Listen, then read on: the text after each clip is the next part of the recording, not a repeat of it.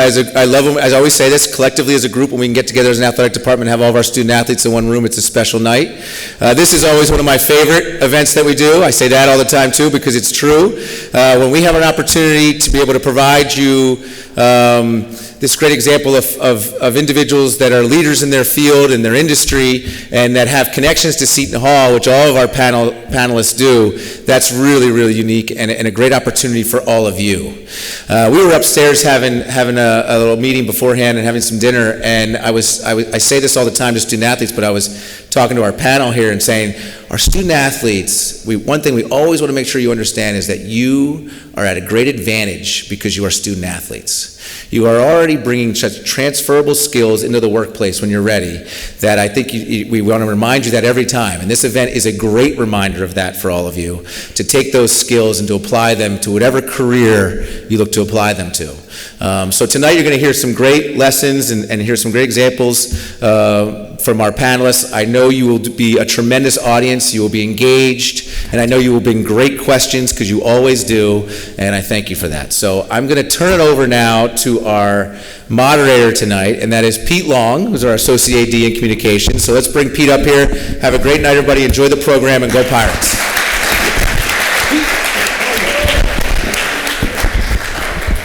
Good evening, everybody. How are we all doing?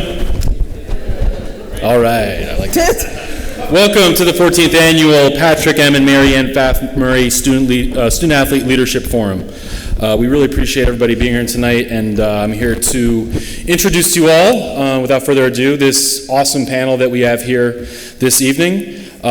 First, we want to start off with Bill Arnold, who has an extremely long title, very impressive. Yeah. Executive Vice President at RWJBarnabas. He's the President of the Southern Region and the CEO of Robert Wood Johnson University Hospital. Let's welcome Bill.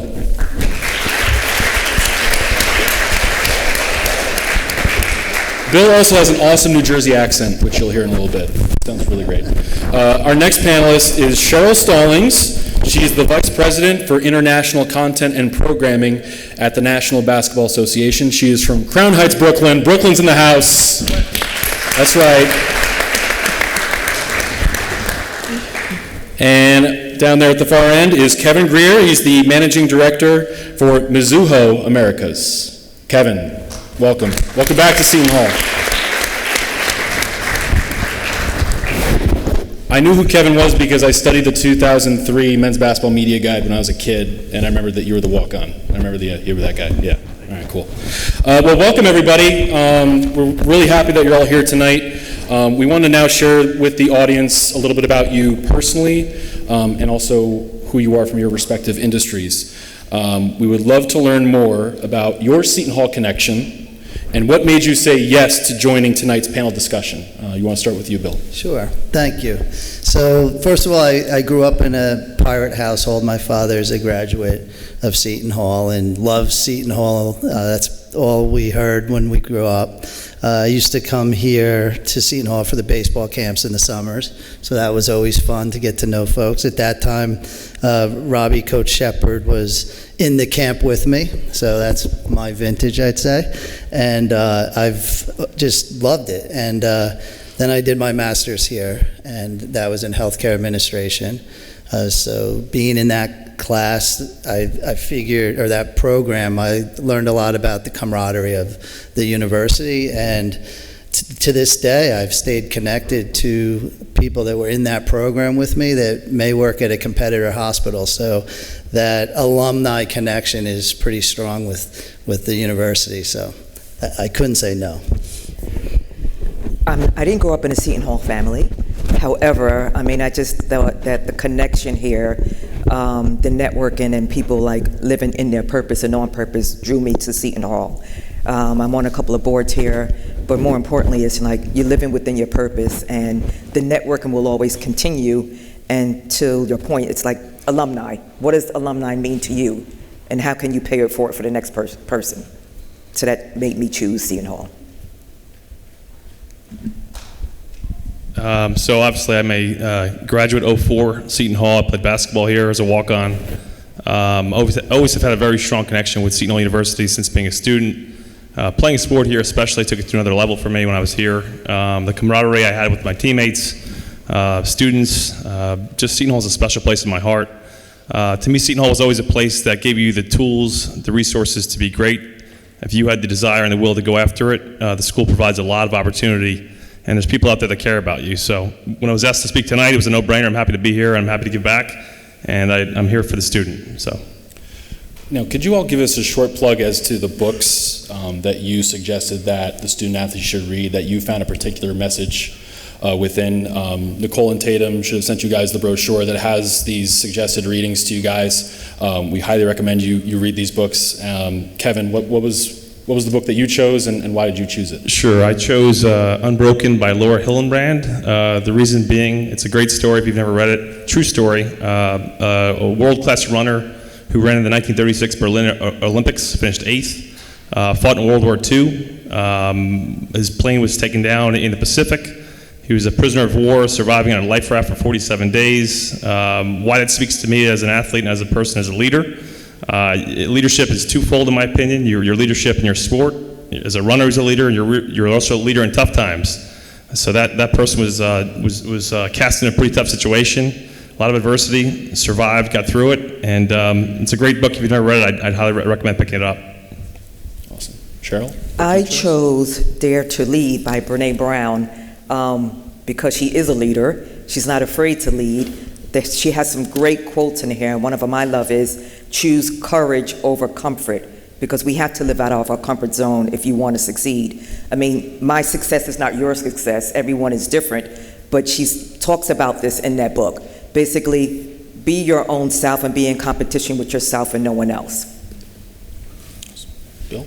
So I chose The Speed of Trust, and the reason I chose that is I tried to think about all of you playing on teams, and I thought about myself playing on teams. The ones that are good, there's a lot of trust and loyalty, and that carries over to the workplace when an organization is trusting and an individual leader is someone folks trust. The pace of everything just moves so much faster, and you end up with positive results. Awesome. One of our main themes for tonight is career advancement. Now, this is something where, as I was kind of saying to these panelists upstairs, is that I know you all put a lot of pressure on yourselves and think that, if you don't get a certain internship or if you don't get a certain job after college, then your world is ending. But that's not always necessarily the case, is it? We want to talk about career advancement. I want to hear about your career journeys. Starting with you, Cheryl, in the middle. How did you come from such a male-dominated field, a male-dominated MBA, which still is for the most part? Yes. 30 years in. How did you get to this point where you are at now? And really, how did it all start from you, and how did you advance? For me, it started with my parents. They said there's nothing that you can never do. I think also part of it is that I'm from Brooklyn, New York, so we have a little edge to us. And you're working in a male-dominating space, but I didn't look at them as males. I was like, you're a human being, I'm a human being, this is the path I'm going to go. Anything that I went for, I received, because it's a lot of studying that I poured myself into that, which I think you all students should do as well. Your path is your own path. I always say, who you know will get you in the door, what you know will keep you there. I mean, this mentoring and us being up here on this panel, we didn't have this growing up, so you all need to take advantage of this where you can. I just made sure my goals were set for Cheryl Stallings and for no one else. So that led me to my trajectory. And then also taking jobs that are outside of my comfort zone, taking those stretch assignments. I'm on the international side of the world, so I just came back from Shanghai, Abu Dhabi, Macau, and Hong Kong, but these are things that I want to do to propel my career and build on my brand, not necessarily just the organizational's brand. Kevin, what about you? Obviously, you come from a background as well where you told me this backstage, you played baseball in high school. Sure. And you didn't play basketball in high school, but you come here, you stay with the game, and you stick with it. And you advanced, and as kind of similarly to how you advanced in your career. Did you have a kind of your path from becoming a walk-on at Seton Hall after having not played varsity basketball? Did that kind of parallel with your career advancement, and did you take those similar attitudes into your career? Yeah, I think it came together at the right time for me. I was always a very driven person in high school. I didn't come to Seton Hall as an athlete. I came here as a student first, and I was a good student when I was here. Basketball was kind of the cherry on top, if you will. But basketball taught me a lot and prepared me a lot for my life in Wall Street in my career. I think that what we learned at practices, what we learned, practices were my games. I had to be prepared for everything. I had to sleep right, I had to eat a clean diet, I had to know our plays, our offense, I had to be a good student athlete in terms of academics. So there was a lot of requirements that, that was my job. My responsibilities were more than just being able to play basketball. But I would say Coach Orr, one thing he taught us when I was here, he'd always make the comment, you run your own race. You run your own race in life. That spoke to me then, it speaks to me now. I always felt like I was just trying to maximize my abilities athletically, professionally today. And I think it's something we can all take from Coach Orr's message, which is a very powerful message. Don't get caught up in what other people are doing or what they're saying. You run your own race to the best of your ability, you prepare to the best of your ability, things will take care of themselves. Bill, you work in an organization where it's a relationship business. How do you, when interacting with new clients or organizations, what are some strategies that you use to utilize and build relationships? And kind of where did it start for you becoming a relationship builder? So I'll piggyback on something Kevin just said about running your own race. It's the pace, right? I think folks try to run ahead and sprint ahead, and especially athletes like you playing D1 sport, your days are routine. So for me, I think you leverage all those things, right? You keep that routine. If you read about successful folks, they usually stick to a routine. Everything's can be predicted within their day, and then they can deal with the unpredictable because their routine allows them to be ready for just about anything. For me, it's again the trust. I mentioned that, and loyalty. So that's trust of yourself and loyalty to yourself and family, and then your organization. The loyalty to organizations, so in my opinion, so important, and something as you go out there and you either it's an interview, you have to develop trust with that individual. It's more about the organization sometimes than you, so you make sure you prepare yourself for what that organization is when you go to interview. Even if it's a job you're not necessarily interested in, you're going to just get the interview experience, you make sure you do your homework, just like you would for anything else. And then you show that you're a loyal person that sticks to a routine and works hard.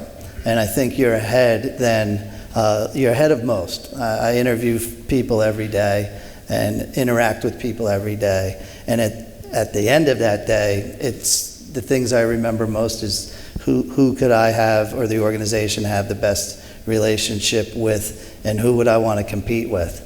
And that goes back to the opening statements that you heard today, that you have a leg up, so take advantage of that. Yeah, Kevin, you mentioned earlier, like you want to start, when you look at a resume, you start from the bottom up. Is that right? Kind of explain. Absolutely. I remember when I was getting my shot in my career path, one of the people interviewing me was a offensive lineman at Notre Dame, and he says, I look at resumes from the bottom up. And what he meant was, you got to do your part. You have to have good grades. Obviously, you have to have some internship experience at that point, but I want to see what you did outside of that. What did you do? And being a student athlete, I think, is a big first step in that conversation, because really, when you're in the room with an interviewer, you're trying to develop some kind of a bond. People are going to be interested in your story. So how do you package it? How do you tell it? Massively important. So think about things you can do on top of being a student athlete that adds to your story. It's so massively important for those meetings. Next thing we want to talk about is advice for these guys in the transition as the next generation of leaders. So how these young people transition from the real world and that kind of identity shift that you all have experienced. Now that you're all in various stages of your career, Bill, we'll start with you. What is one thing you wish you could tell your entry-level version of yourself? I'll stick to the theme. Start with pace. So many students come for an interview and hope to be running the company next year. And that's a bit of a turnoff, although it's nice. You want people that understand that they have to pay their dues and work their way up. And maybe I was a little overly aggressive at times. So if I did it over, I think I would be more patient and I'd set a better pace and I'd listen a little bit more. I do much more listening today than I did in the beginning of my career. I tend to be the quiet one in the room, because when you're listening, you're learning. When you're the one doing the talking, you don't always learn. So I guess that's where I'd go. I'd listen and set the pace at an appropriate level. Cheryl, I told you, if I did a bad job tonight, you got to tell me. Yeah, okay? I will tell you. Yeah, so I'm more I've brutally only honest seen like 10 nowadays. people yawn in here, so I think I'm not doing a very good job, so I apologize. So please tell me, what is something that you would tell your entry-level self? Don't be so hard on yourself. Yeah. No one's perfect. And when we talk about when you go out to the real world, you are living the real world from day one that you were born. I don't go on that real world, not in school. You're living the real world now, so this is a test and a testimony to what you're going to do when you go out there for the job. But I would tell myself, don't be so hard on yourself, and don't compare myself to other people. Be where your feet are and be yourself. No one can be better than you but you at the end of the day. So don't compete with other people. Compete with yourself. Yeah, Cheryl, that's exactly what I was thinking as well. Looking back at my career 20 years ago, I'd say, don't be so hard on yourself the same exact way. Mistakes are going to happen. How you respond from mistakes defines who you are. And allow them to happen and move forward in a positive way.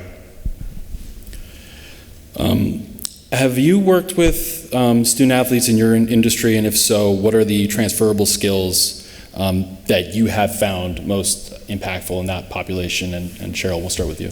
Discipline, teamwork, and not being afraid to fail. Bill, what about you? I'd say leadership. People will look to you as an employee that's worked on a team and is able to lead. The fact that you made it to the level you've made it to at this point, if you interview with that in mind, I was joking about wearing the Big East ring. The softball team would be wearing that ring, I'm told. Use that, wear it with pride, and lead with it.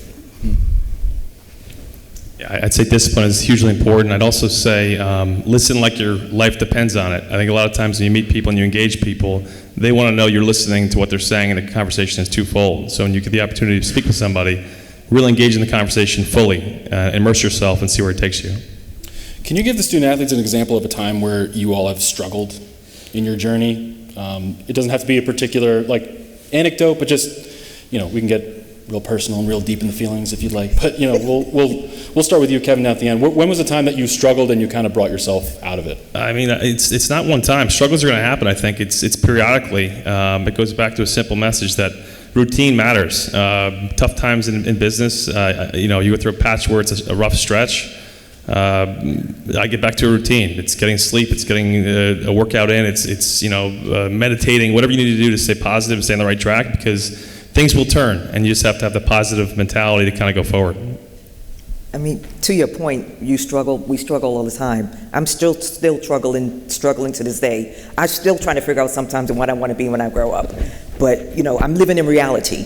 But I will say, working on the international side of the world, because I lived abroad in India and in Asia building up our brand, I struggled a lot with the culture, more so in India than Asia. So I had to meet them where they are. We as Americans, we say what we mean and we mean what we say. So I couldn't go in the battlefield like that. And working with them for over 10, 15 years, it's still a struggle, but it's less of a struggle because I know the culture, I know how they operate from a working point of view, from a personal point of view. So it's a consistent struggle, but it's not as bad. Interesting. Bill, when was For the time me, you it's struggled? daylight savings time. When they mess with the clocks, it screws up my day and my routine now. All kidding aside. The work I've done with integration, so merger and acquisition, when you bring organizations together, I think that's one of the most challenging things we'll do. And that's something that you all would be great at, because you played on multiple teams growing up. You've learned to go from one team to another. You may have even played on different all-star teams or travel teams that brought competitors together on one team. That's what the real world's like. It's bringing people together that may not love each other, but putting a product together that works, that people will buy into. And then, the leadership qualities that go along with that. Can I just add on to that? Yeah, Because to of course. Kevin's point, you guys do have an edge. You've already have that formula. where some people don't have when they go out in the world. Internships are great, networking is important, and sponsorship is important, because networking is, it's going to get you in the door and it's going to help you build agenda with other people. Sponsorships, as you guys get into that working field, are going to be people that are going to talk about you when you're not in the room. So you need that more importantly. We all interview people. I get resumes 200, 300, 400 when we have a job opening. And I'm not looking at all those resumes, I'm just going to keep it honest. I'll look at maybe the first 20. But prior to that, I'm looking at resumes that were referrals. So again, who you know will get you in the door, what you know will keep you there. But networking is just as important as having your degree. Awesome. What are you all looking for in this next generation of leaders? Kevin? Sure. GPA's got to be high. My first advice to anybody coming out of college is try to get your GPA as high as you can. That's definitely a requirement that's a way to set yourself apart from other people. I want to see accountability. I want to see people that are willing to accept responsibility, take responsibility when there's good times and then bad times. I want to see diligent workers. I want to see people that have that drive and desire to be great. And I want to see people that work together collaboratively with other people. Cheryl? He basically said it all. I think we're all up here and speaking the same language. You have to be disciplined. What is going to make you different from the next person? What is your niche? You have people that have same degrees, or you're in a department with the same roles, but what makes your niche different that's going to make us say, we should hire you because you're a great brand for our team? I agree with what's been said, so I won't repeat. But one thing that I heard a few years ago, some of you may have been there because it was the All-Star, New Jersey State All-Star program for athletics, that Eli Manning was the guest speaker, and he said, get rid of all your social media. So obviously you can't get rid of all your social media, but I will tell you, a takeaway for tonight is to really think as you start getting closer to that time where you will be interviewing. All the big organizations are looking into the social media and doing a little homework on background checks and things of that sort. The world we live in today, it's so important that they do that. So think about how you want yourself to be presented, not only when you walk in for the interview, but also with your social media stuff. And I'll tell you, we've lost what I believe would have been some great candidates over some stupid things on their social media. Good point. And I would give these two ladies the first interview because they took the first 2 seats. Everyone else is afraid of the front row. So right there, they are ahead of you all. Now you're in trouble. There's a reason I'm not working for a Japanese bank, Kevin, by the way. My GPA is in the sewer. No, I'm just kidding. What does, I feel like this generation kind of gets a lot of slack every now and then from, folks like myself, people that are older, just like, they don't know anything, they're too focused on their phones. But what are some things that you feel like, from my perspective, I think that these kids, they have more information at their disposal now than ever. I think that's a positive. I think that's a huge thing. What are some positives that you see in this generation as you supervise them in your positions now?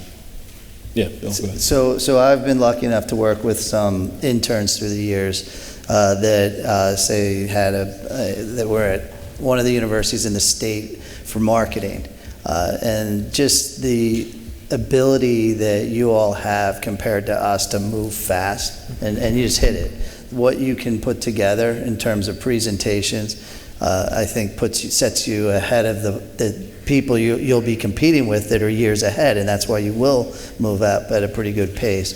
That's a benefit, and just the fact that so many of you are comfortable speaking in front of folks. You've dealt with coaches, you'll deal with bosses. Someone said that, so I'm stealing that from one of the other panelists. That comfort level of being able to speak to a coach with respect and then carrying that over to the workplace, I think sets you ahead of your competition. Yeah, and I think you all are more informed than we were in the days, because to your point, we didn't have social media. And that could be a good or a bad thing. Not to say we didn't do all the things that are going on now, but it wasn't exposed as it is today. So they're ahead of the game, and I think the competition is there because they know more and they want to learn and do more. We have everything, AI, Chat GPT, which can get you in trouble, so be careful with that, but it is a great tool to lead you to that next step. Yeah, I think it's the younger people I see that come up to our organization are very technologically savvy. I think the real power play for you student athletes is to couple that with drive.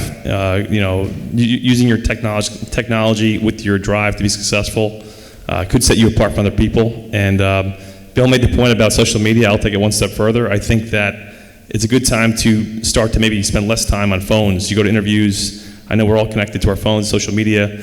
I think that one easy way to separate yourself from other people is to put the phone away and start training yourself to have less time on the phone, because the more engaged you can be with people that you work with, the better you're going to be. What is one habit that you feel like is a good habit to have if you're someone that is seeking a position that you're kind of looking for? Is there a good habit that you feel like it could be kind of like what you were talking about earlier, Kevin, like about it could be like exercise or meditation in the morning? Like, is there any like little thing that you feel like makes a big difference when it comes to getting a position such as yours? I think you answer every email within within the 24 hours. Yes. Really work hard not to have your emails pile up. It's a terrible habit. I used to have it, and now that I really stick to it, your weekends are that much better. So don't procrastinate. Same. You have to answer your emails within 24 hours. There's no excuse not to. And I think the fact also, just knocking on someone's door. My door is always ajar. And even when I used to work with people that were senior than me, if their door was not ajar, I would kick it open. What can you lose? So you always have to be present. You always have to be aggressive. You have to be passionate, and know that limitation. But don't be afraid to take that chance again. Totally agree with Cheryl. I'll also add adaptability is massively important in my view. You meet all types of people in my line of work, and being able to exist in any situation is hugely important. The analogy I like to use is, being a walk-on on Seton Hall basketball. I wasn't asked to score the ball, but I was asked to practice and do my job on and off the court. There are different times in life where you'll be asked to score the ball, be a passer, play defense. You have to be able to do it all, and you have to accept your role and thrive in your role. When it's your time to shine, you shine. When it's your time to be a role player, you're a role player. And so I'd say adaptability is something I look for.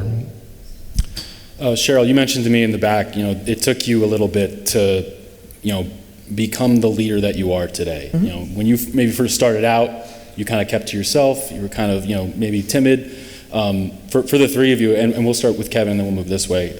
What was like the moment for you that really changed your trajectory as like a leader, and not someone that was just someone there to service the company, come in 9 to 5 and then go home? Was there a moment for you, a specific moment? Thinking back, I think it's probably more the way we were raised as kids. It goes back to the foundation as a family, being accountable, being on time, being respectful. Those things mattered. And then when it came time to enter the workforce, it was you're still doing all those things, but you have drive and purpose. So I always knew what I was shooting for. I always knew what I was trying to be professionally. But it kind of came together in a more organic way. I wasn't exactly looking for certain things. It was just the way we were raised. Playing sport on top of that really helped. And it's not one thing, I'd say. It just kind of came together naturally, I'd say. Gotcha. Cheryl? For me, more so, it was applying for a promotion that I didn't get because I didn't do the extra work. And then I knew, okay, that's when I had to move into that leadership role and speak for myself, because you're going to be your own best advocate. At the same time, as I spoke about earlier, who are your mentors and your sponsors? So once I realized that, and then I set my strategy goals for that reason, and then continuing to take leadership classes, you can never not learn enough. You can always learn. So I make sure that I take my leadership classes. I make sure that I work with executive coaches. I make sure I work with sponsors, again, mentors, but just always stimulating your brain and being that step ahead. Bill? For me, it's preparation. I think that when I really turned the corner and started to succeed in some of the positions I had, it was that I never went to bed unprepared, and then I reviewed it before I went to work. So it's that simple. You can't wing it. If you try, people know. It's like trying to wing it on the sports field. It doesn't work out for the most part. And people are always looking to move into your position. So you have to stay a couple steps ahead and yeah, if you try, you have to prepare. So that's something I focus on, and that's something I make sure my teams focus on. Moving on now to kind of leadership lessons in each industry, in your industries that you work in. Starting with Kevin, what were there certain themes that you saw in the leaders as you were coming up that you worked for, the most successful leaders that you've seen? What were some of the traits that they exhibited? They were resilient is probably the biggest one. I think that there's a lot of ups and downs in career. The best leaders I've seen in my career are ones that handle adversity the best, quite honestly. They weren't deterred from the overall goal. They kept moving forward in a positive manner. And people follow by example. I think people are inspired by others at times when they're, tough times are going to hit us all one way or another. It's how you move through it. And so the best bosses I've had in my career have been very good at adapting and moving forward.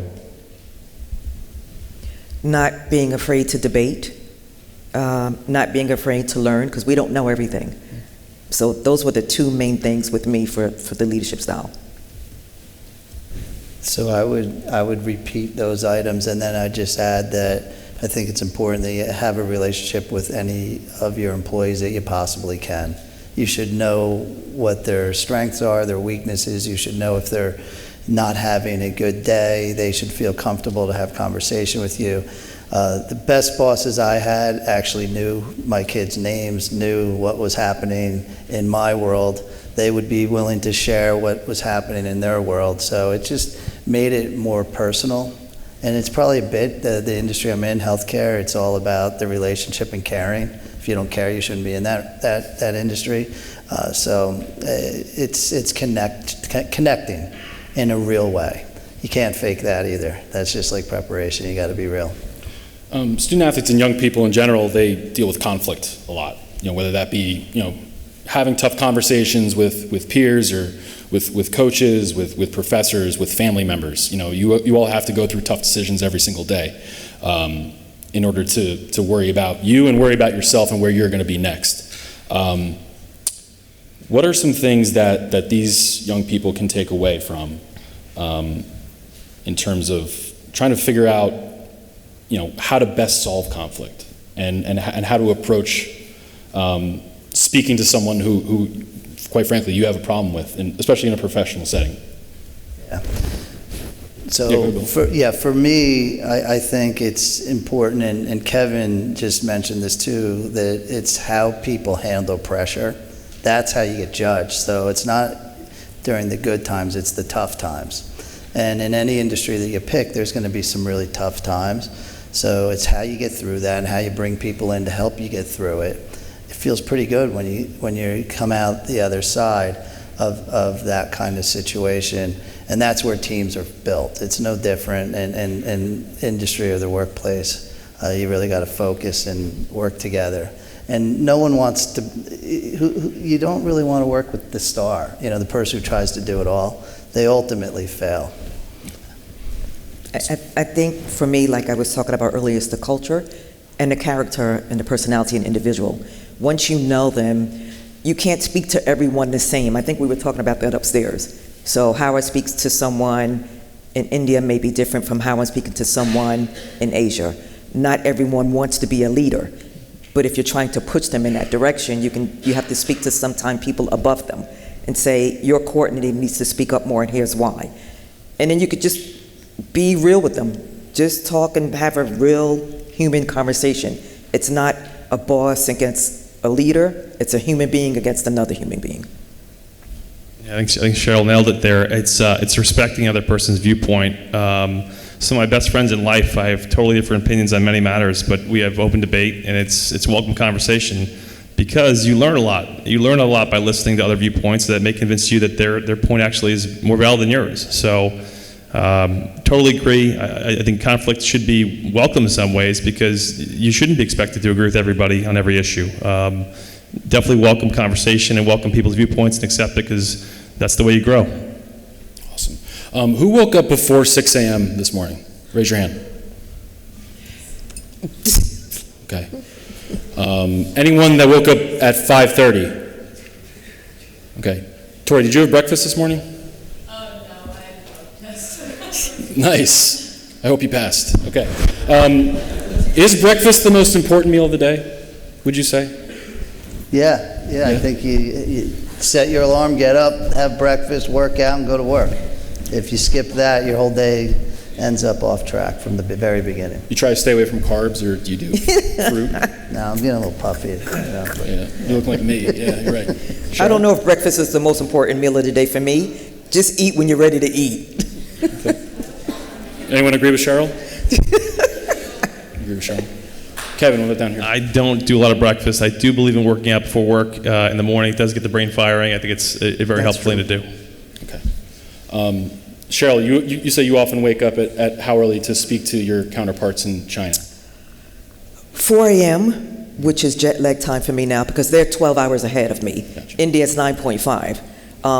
But speaking of that, you have to listen to your body and your brain, so I know when to turn it off. There are times when I'm going to take a 9 a.m. call, and then there are times when I'm going to take a 9 p.m. call. When I first started in this department, everything was like, I have to be on all calls with them 24/7. So I didn't know how to adjust myself because I wanted to be the best that I could be at my role. But now, once you're confident in yourself and you know what you do and you know how you can be an asset to others as they can be an asset to you, you adjust. But there are times when I'm on the call 5 a.m., 4 a.m. Time management, kids. That's how it's done. That seems like a pretty cool part of your job. What do you get the most joy out of your job, and how important is it to have joy in your job and not just do a job that's expected of you or that makes the most money, or what is the most important thing when it comes to finding happiness in a job? Kevin, we'll start with you. Honestly, it's connection with people. I think more than money's great and all that, but I think it's the satisfaction I get of seeing my clients do well, their kids do well, hearing the stories about their families. That seems to resonate the most with me. Greater purpose in life. That's the most important thing in terms of anything we do. But I think just connecting with people on a higher level, deeper level, and seeing them and their families do well gives me the most joy. Yeah, I think pride. When I see other people happy, it makes me happy. I think building on any brand, the company's brand, but you also have to make sure you're building on your brand. So that makes me happy. Speaking of branding, it's like you got to have your elevator pitch. You got to have a 1-minute pitch, a 5-minute pitch, a 10-minute pitch. Nowadays, it's just a 30-second pitch because everyone's in a rush. But me seeing people happy and what I do, because I'm so jaded by my role, it makes me happy. So this is easy in my industry. We navigate people through really tough situations every day. I'll just use Robert Wood as an example. It's a level 1 trauma center. It's the only freestanding cancer hospital that's about to open in the state of New Jersey. So you start to think about the people that come to us with huge needs. Their families need help. The patient needs help. And we're there to navigate. And when you see someone come in and you hear that the news isn't great and then they ultimately leave, it's special. And the thing that makes me smile is that when the family's thanking the team at the front door, whether it be the reception staff, the security staff, they develop a real trusting relationship with patients and families. They're really going through some of the most difficult situations maybe that they'll ever go through in their life, and we're part of that. Cheryl's brought up branding a couple times, and building your own personal brand. Obviously, that's something that's really important now as student athletes, now more than ever, is building your personal brand and understanding what is most important to you when you go out there into the real world and you start connecting with businesses as your time as a student athlete here. How would you perhaps define your personal brand now, for the three of you? Obviously, Kevin, you don't look like an influencer. You might be. Maybe one day if you try hard. It's the jacket. It's the jacket. Right. Yeah. Okay. Cool. What are your mission? Your primary values, and how does that define your brand? Sure. It starts with integrity. I think integrity is the first core value for Kevin Grier. Honesty and integrity come together. You get answer a question, you answer it honestly. That's the first thing. And then it comes down to the work ethic. How hard will you work? I'm going to work extremely hard to get the jobs done. I'm going to be resilient. I'm going to show grit. A lot of it are the things I learned while playing basketball at Seton Hall. I mean, we had a mantra when I played basketball here that was OTG, which stood for on the grind. And I kid people sometimes when they give me a tough task in terms of, can you handle this? I'll say, I played in the Big East. Of course I can. But it's true. I mean, those practices were tough. They test you, and a lot of that translates into business. I mean, you're going to be tested every day, and you remember those things. Yeah, being a Big East student athlete's no joke, and that's something you really got to take into the workforce when you start applying for jobs after graduation. What about your brand, Bill? So for me, I hope that people look at me as the person that's the go-to, that I'm going to be there no matter how bad something could possibly be, and I'm going to help them work through it. So again, it goes back to the trust. You have to develop that trusting relationship. And if it's real, people come to you. If it's not, they're going to others, and you're hearing about it after the fact. Cheryl, you work in branding every day. What's something, even personally, and what's something that's most important for these young people to know when they're trying to build their brand? Yeah, it's pretty simple. You have to live within your purpose, on purpose, and by purpose. What is your purpose? And you have to be selfless. You always have to be willing to promote other people as well as you're willing to promote yourself. Awesome. One final question before we open it up to questions with the student athletes. What's one piece of advice for these folks as they prepare for their post-college transition? Kevin, we'll start with you. I would say engage anybody and everybody in all walks of life. You don't know where your opportunity will come from. It sounds crazy, but I've learned things from people, cab drivers, people that work in restaurants, people that I meet on the street. You don't know where your opportunity in life is going to be. So I would say be a good person, do the right thing, and engage people, and share information. I think Bill made the point about sharing information. You'll be surprised when you share information about your life with somebody, what comes back, and how much you learn from those stories. And those are the things that I think really make a difference along your path. All facts. Everything he said is facts. And also the fact of network. And also, don't take life so seriously. I mean, you have to be consistent. You got to have your strategy plan, but have fun at living. This is Gabe Rowe's last event he's covering for us this year. Say goodbye to Gabe, everybody. Just kidding, Gabe. All right, Bill? I would be scared of nothing. I'd go into any opportunity with confidence, and I wouldn't set my mind on any one opportunity. I would make sure I talk to everyone I possibly could, and Kevin, you mentioned that. No matter where you are, have a conversation that you're about to graduate, you're interviewing, get people's advice. That's going to open up opportunities and connect you to people that you may not have been connected to. You guys will all do that naturally, so that should be the easy part for you. And again, set the pace that's appropriate so you get to the right place, because you never want to get there too fast either. You want to get there at the right pace so you're always really good at what you're doing along the journey. Okay, who has a question for our panel? Kevin, would you like to step up to the microphone? Yes. You can do it. I believe in you. Do I have to turn on the mic for you? It's not on. Oh. See, this is a test. Are you going to get the job that you want? This is all for you, Kevin.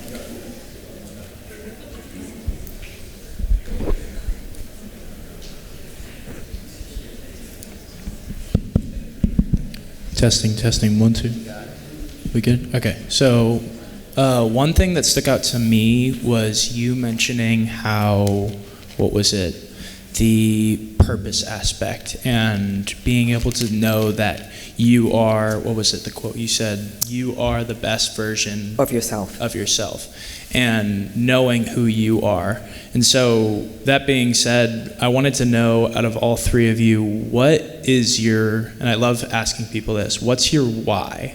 What really makes you want to get up every morning, continue to go? And it's obviously resonates with athletes, being able to have to get up and continue to work no matter how long the season is, no matter how hard the time is. What gets you guys up in the morning to continue to push through everything? Bill, you want to start? So for me, it's helping people. You wake up in the morning, you have a hospital filled with people that need help and families that need information. So I get up hoping that I'm part of setting an operation and a culture that gives high-level service and really good communication in that setting.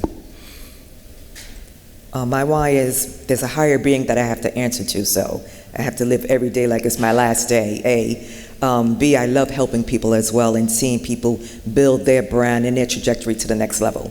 I mean, for us in basketball, it's not just bouncing an orange ball. We have elite programs also. We have junior NBA programs. We have programs that put people through college and bring them to the next level. So my why is just, making sure I be the best that I am, and I'm a firm believer of karma. Yeah, I'd say it's definitely doing the right thing by people, trying to help people. For me, it's providing for my family. It's also trying to reach my full potential in my professional career. I think we all have gifts in life that God's given us, and it's our responsibility to use those to help others and help our families and help where we can. Awesome. Next question. Do they have to come up to the mic? Is that a thing? Should they do it? Too late. He's doing it. I'll give you a question about anything, guys. I asked these CEOs here what they had for breakfast or what they have for breakfast. Like, it can be anything. Good evening. We've talked a lot about career advancement tonight. You all are very dedicated in your careers. You all have done a lot of work to get to where you are today.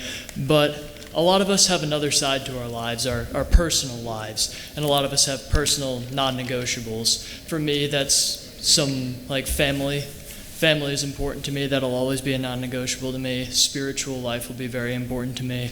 So how do you, in the case of unpredictable hours or international travel, how do you keep those non-negotiables in your life and keep yourself grounded?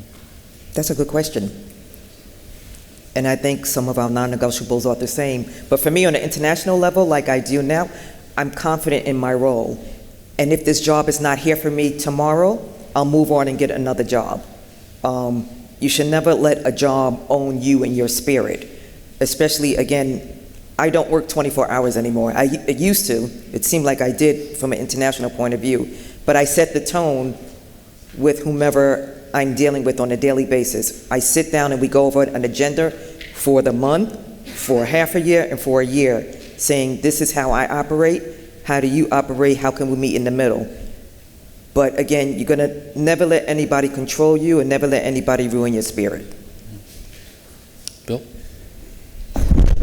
I'm really good with the work, so I balance more on that side.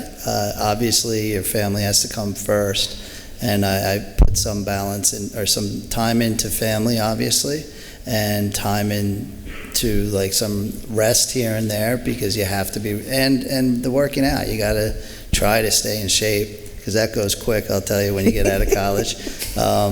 And for me, I'll get to some of those things later on. I'd probably have delayed them. That's also a great question. I agree with that. Obviously, family is the most important thing to me in my life. That comes first. Career is next. There is an unpredictable aspect of my line of work in terms of seeing clients, having to be on the road. I was in Miami for a conference Sunday. I had something in Jersey yesterday. I'm back in Jersey today. I think you have to accept it in some ways. This is how you provide for your family. This is how you provide in life. But at the same time, it's not a free-for-all. I mean, I think you have to understand that you can say no to things, and you should say no to things, because I think people a lot of times get caught up in trying to do too much. Bill's made this point tonight. I think it's spot on. The pace is very important. I mean, if you're comfortable in your skills, the way Cheryl said, and you believe in what you're doing, you run your own race. It still matters in terms of the things you want to do in life. Nothing changes. I mean, your main priorities are still your main priorities. If you have drive, you'll find a way to balance it all out. And no is a complete sentence. People fail to realize that. Awesome. Anybody else? Any questions? Don't be shy. Remember, breakfast. I asked them what they had for breakfast. I'll ask one.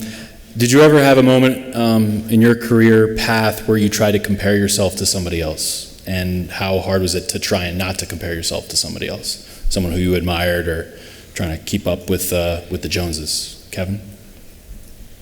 Well, I knew I was going to be Michael Jordan in college, that's for sure. So that was my outlook growing up as a kid. That was unattainable. But yeah, of course, that thought process definitely plays a role in my line of work. It's a competitive field, and you want to be the best.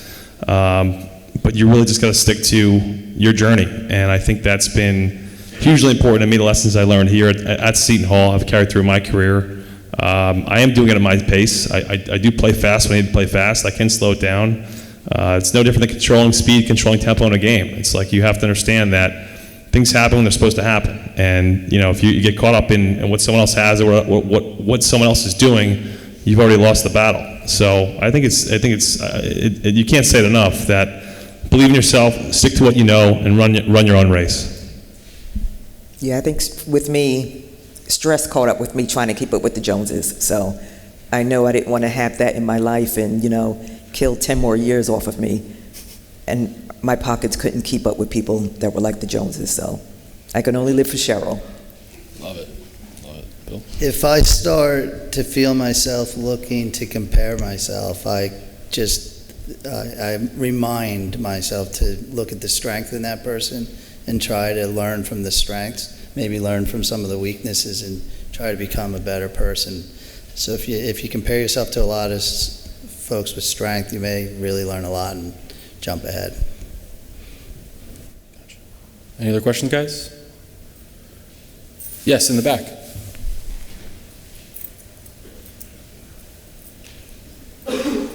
He's got a better suit on than me. He's walking the runway. He's doing All right, there you go. How's it going? I'm Isaiah Williams. I'm a sophomore on the men's golf team studying journalism. I just want to say thank you guys for coming up and speaking to us. We're very grateful to have you guys share your experiences. And I just wanted to know throughout your careers, like earlier in your career and as you were coming up and to get to where you are now, how did your ability to manage time and balance work and life and just different aspects of, your workspace, like how did that change over time? I think it was a very natural thing. I mean, just playing a sport here. I'll give you a great example. So I think every one of us as student athletes in college are allocating your time every day, academically, athletics, you're budgeting your time throughout the day. As you develop your career, you're figuring out the right places to direct your energy throughout the day. And I think that's what, when we talk about having a leg up as an athlete, I think that's what we mean, is that I think you're already, it's your innate ability, you're already doing it now. So when you get to your career and you're trying to figure out how to manage your day, I don't think you even have to think about it. It's just like you know where your energy should be spent. And so for me, I think it kind of came that way. I think the more confident I got in my roles, the more I was able to figure out how to manage my time. I really think about the groups I pick to work with. So it's no different than what you may do in a science lab. You get to work with a group of folks. So pick wisely, and you'll make sure you have smart people doing what they're really good at, and you won't have to do all the work yourself. Yeah, you got to work smarter, not harder. Work smarter, not harder, no doubt. Okay, I saw a couple other hands up. Yep, we still got time. You, sir?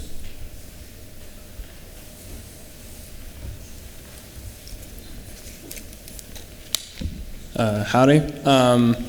One major question that I had, here at college, I think the two big things that you're looking to do is, one, you want to obviously look at what you want to do, what career you want to go into, and then obviously once you've done that, you want to look for the qualifications, build on what you can do in order to do what you want to do. So as people who have obviously hired a lot of people, what is one major thing that you ought to acquire or develop throughout the college years that people who are hiring are looking for? Cheryl, you want to start? I think you should first start by volunteering a lot.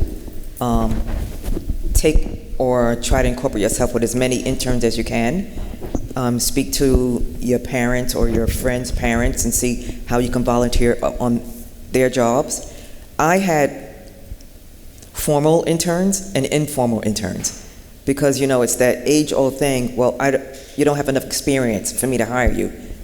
But in order to get experience, someone needs to hire you or work with you on that level. And you got to be aggressive at it. And you can also learn online. You can learn online and volunteer that way And then when you go to volunteer, maybe at your friend's parents' job or whatever, that's on your resume. So right there, you have credentials right there. Whether you volunteered 1 time or 10 times, they can see that you've done it once just to get yourself in the door. I would seek out opportunities to shadow, and don't be scared to ask. And if for some reason you don't get the call back right away, call again. Make sure you're a bit persistent, and try to follow some people that you think may be doing what you'd like to do. That you don't necessarily have all the time for the internships, full internships. So take some days off and find someone to shadow.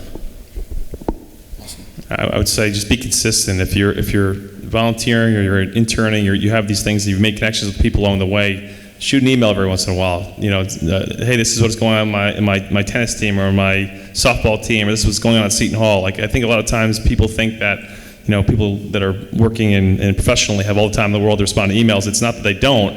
It's just a lot of things going on. They're probably not thinking about it in that moment. So if you don't get a response back from an email, I wouldn't take it to heart. I would say, okay, maybe in 2 weeks, fire off another email. Hey, this is what's going on at Seton Hall. Like, I think you'll be surprised that being persistent really matters. And so I think that you can really make an impact on people. I think the question was, what could make you stand out in terms of getting hired?